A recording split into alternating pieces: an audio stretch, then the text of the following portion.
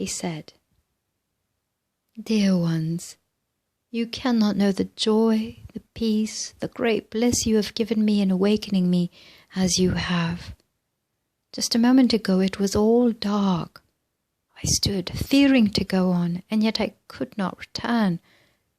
The only way that I can explain it is I seemed engulfed in a great blackness from which I suddenly seemed to awaken, and now I am again with you."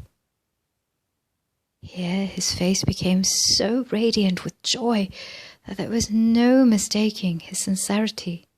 Then he turned to us and said, "Dear ones, how I love to think of our association.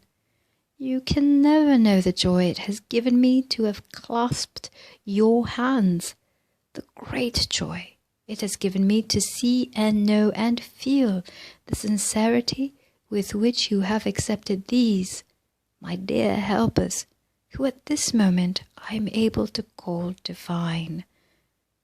Could you see through my eyes at this moment, you would be able to know the bliss that I am experiencing.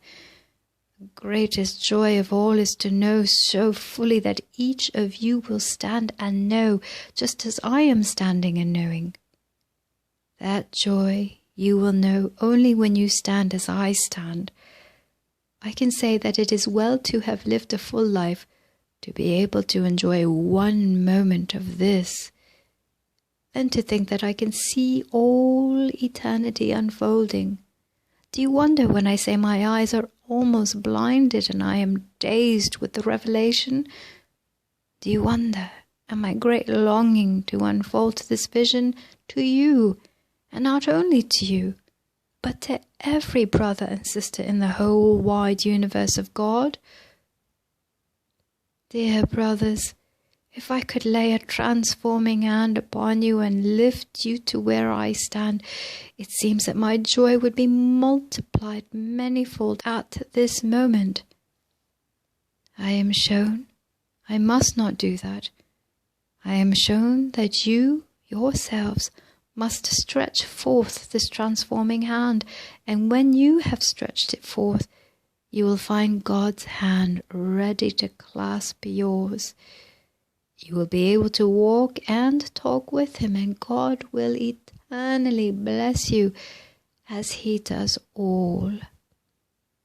The greatest joy of it all is, I am shown that it does not matter what the caste or creed of church, all are welcome.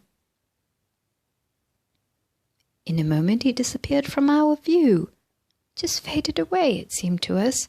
Was this an ethereal vision? All my associates concluded that it was not, but two of them had clasped this man's hand. I leave it to the reader to decide.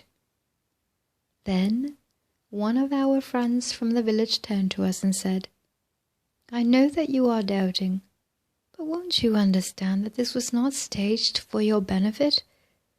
This is but one of the emergencies in our lives, and when the emergency does arise, we are able to come up over the emergency.